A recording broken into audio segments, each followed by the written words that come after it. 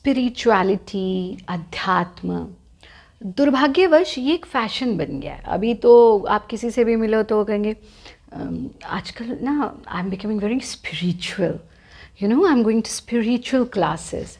आप ऐसे व्यक्ति से मिलिए जो खुद कुंठित है, परेशान है, धूर्त है बिल्कुल एक नंबर का, और बस वो अपने आप को, क्योंकि उसका कोई क्राइटेरिया नहीं, वो कहते हैं I am a spiritual mentor, I am a spiritual गुरु।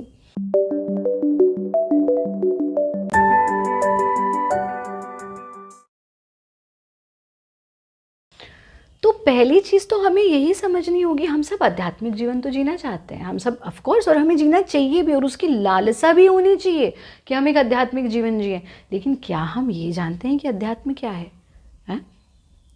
पहले तो हमें अध्यात्म को तो समझना होगा ना, आध्यात्मिक जीवन जीने के लिए। तो हम एक बार एक इंटरनेशनल कॉन्फ्रेंस में थे, I was out of India and I was representing India. तो वहाँ हमें अपने विषय पर बोलना था, spirituality and yoga and Indian culture. तो सबको अपने अपने, मतलब it was a programme on spirituality. उसका जो रूट ये था ना, टॉपिक वही स्पिरिचुअलिटी था, और उनका विषय तो हमारा योग और भारतीय संस्कृति था, तो हमने उस पर बोला।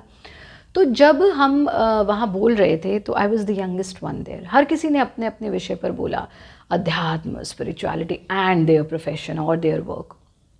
तो हमने उनसे एक प्रश्न पूछा, हमने कहा पहले बताइए कि अध्यात्म क्या है, व्हाट इज स्पिरिचुअलिटी।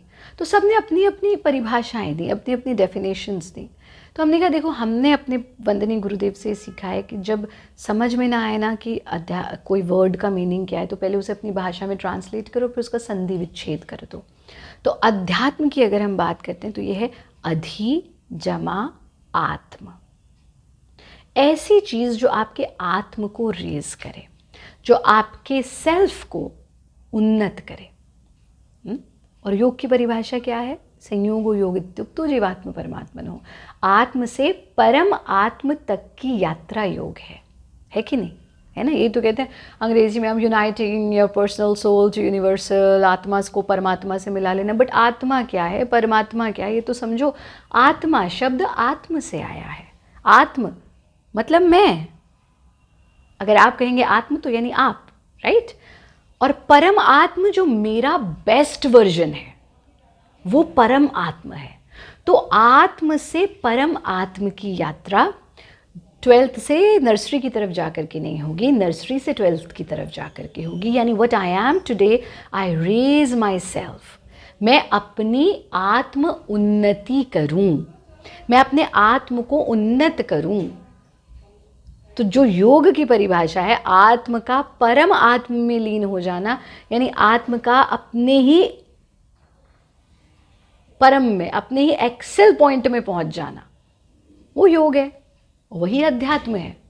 तो जो कहते हैं अभी ये योग गुरु हैं, ये आध्यात्मिक गुरु, ये स्पिरिचुअल गुरु। बट दिक्कत क्या हो रही है कि योग को कसरत बना दिया, खाली बीमारियां दूर करने और हटाने का मार्ग वो तो होगी ही होगी जब तुम योग के मार्ग पर चलोगे, क्योंकि योग से बड़ा अध्यात्म कोई नहीं है।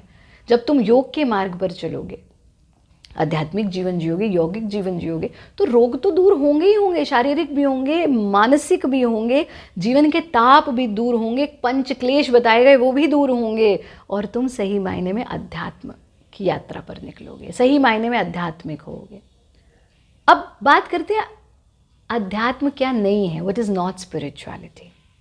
कोई भी ऐसी चीज़ जो आप बाहरी तौर पर कर तो रहे हैं, दिखावे के लिए कर तो रहे हैं, लेकिन उसमें आपका सेल्फ एलिवेशन नहीं हो रहा है, आप और गिरते चले जा रहे हैं। आपको कोई कहते भाई ये काम करो, इससे तुम्हें इतना मुनाफा होगा, आपको लग रहा है ये अध्यात्म है?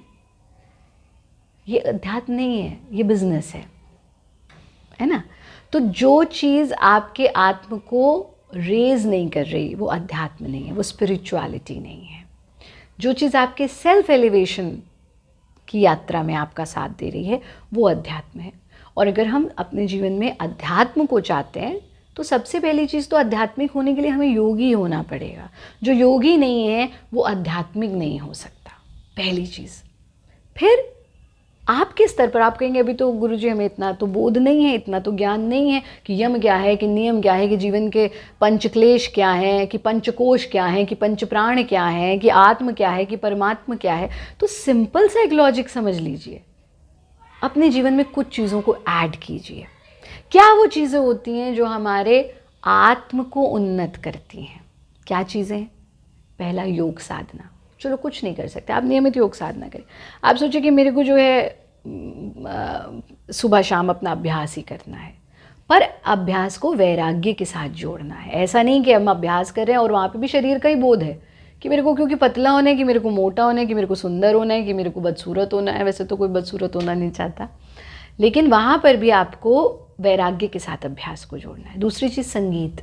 संगीत भी आपकी आत्मोन्नति करता है। आप कहाँ सा मध्यम से उठाते हैं, सा ऊपर के स्वर तक ले जाते हैं, वहाँ आपका एलिवेशन होता है। लेकिन हमने संगीत को भी भोंडा बना दिया। तो जो हमारी शास्त्रीय संगीत है उसका आप अभ्यास करें, वो एक बहुत बड़ी आध्यात्मिक प्रैक्टिस होता है। तीसरी चीज़ है शास्त्रीय नृत्य। आप धा से शुरू करते हैं, ता से शुरू करते हैं और बढ़ते बढ़ते नर्तन से कीर्तन की स्थिति में पहुंच जाते हैं। वो अध्यात्म है। फिर कोई भी कला, चाहे वो अभिनय है, चाहे वो आर्ट है, पेंटिंग है, क्रिएटिव आर्ट्स हैं, ये आध्यात्मिक प्रैक्टिसेस होती हैं। लेकिन ये सब आप करो। आप सोचो मैं थोड़ा समय प्रकृति के साथ बिताऊं, गैजेट्स का यूज़ थोड़ा कम करूं, सुबह शाम योगाभ्यास करूं, थोड़ा समय संगीत के लिए, नृत्य की साधना के लिए निकालूं, थोड़ा सत्संग सुनूं, अपने गुरु का प्रवचन सुनूं, और इन सबको भी लेकिन मैं वैराग्य के साथ जोड़। ईश्वर प्रणिधान सबसे बड़ा जो अध्यात्म है वो योग है, और योग का भी ईश्वर प्रणिधान। यानी जो भी मैं कर रहा हूँ उसमें कर्ता भाव है ही नहीं कि मैं कर रहा हूँ। पता चला आप नृत्य की साधना करें, अभी देखिए ना, नृत्य इतनी बड़ी स्पिरिचुअल प्रैक्टिस, और आजकल के नर्तकों को देख लीजिए, वो सबसे ज़्यादा दुखी हैं। तो हम कहते हैं तुम जो है कलाकारिणी कलहकार हो गए हो। नहीं, कलाकार कलहकार होता जा रहा है। परमात्मा ने आप पर, देवी सरस्वती की कृपा है, तो आप तो जो है सबसे बड़े आध्यात्मिक विधा को कर रहे हैं। आपसे बड़ा आध्यात्मिक कौन हो सकता है? लेकिन वो भी जो है शाम को बैठे हैं अपना चढ़ा रहे हैं। ये तो शास्त्रीय कलाकारों की हालत हो चुकी है आज की स्थिति में। सिर्फ धन से आगे उन्हें कुछ दिख नहीं रहा है, आत्मोन्नति की तो बात ही कहाँ है। तो वहाँ हमें वो क्यों हो रहा है? क्योंकि हमने उसे ईश्वर प्रणिधान से नहीं जोड़ा, साधना को हमने उसे वैराग्य से नहीं जोड़ा। योग साधकों के साथ भी यही हो रहा है। शरीर शरीर शरीर शरीर शरीर शरीर शरीर शरीर शरीर से बाहर कुछ नहीं है, तो वहाँ हमने वैराग्य को नहीं जोड़ा है।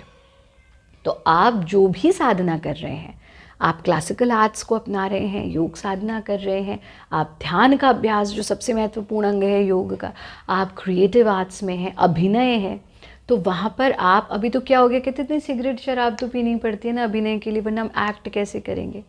अरे अभिनय भी तो कितने प्रकार के बताए गए ना, आंगिक अभिनय, आहार्य अभिनय, वाचिक अभिनय और सात्विक अभिनय। जहाँ सात्विक अभिनय तक नहीं पहुँचे तो फिर कैसे अध्यात्म होगा ना। तो हमें हर चीज़ को ईश्वर प्रणिधान से जोड़ना है। यानी अचीवमेंट है तो मेरा, और खो गया तो भगवान ने मेरे साथ ऐसा क्यों कर दिया, बस इसको उल्टा कर दो। अगर मिल गया तो सोचो कि परमात्मा की कृपा है, और खो गया तो सोचो इसमें भी कुछ अच्छा ही छुपा हुआ होगा।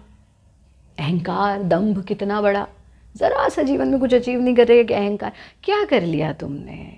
धन ज़्यादा अर्जित कर दिया, थोड़ा सा नाम ज़्यादा हो गया दूसरे से ज़्यादा, इससे ज़्यादा क्या कर सकते हो तुम? तुम्हारी औकात क्या है करने की? क्या तुम चांद बना सकते हो, तारा बना सकते हो, सृष्टि की रचना कर सकते हो, ऑक्सीजन बना सकते हो? नहीं बना सकते। तुम पृथ्वी बना सकते हो? नहीं बना सकते। तो अहंकार किस चीज़ का? जब कुछ प्राप्त करो तो मन में अहो भाव रखो, मन में धन्यवाद का भाव रखो।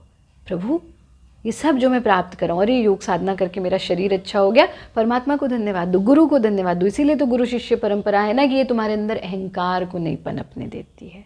तो आध्यात्मिक होने का पहला नियम अहंकार से दूर रहें। आध्यात्मिक होने का पहला नियम अधि जमा आत्म, जो मेरी आत्म को उन्नत करे वो प्रैक्टिसेस क्या है? निश्चित रूप से योग साधना, और उसमें भी ध्यान का बहुत बड़ा महत्व, नृत्य की साधना, संगीत की साधना, क्रिएटिव आर्ट्स, ये हमें आध्यात्मिकता की ओर लेकर के जाती हैं, लेकिन वैराग्य के साथ जोड़कर, ईश्वर प्रणिधान के साथ जोड़ करके।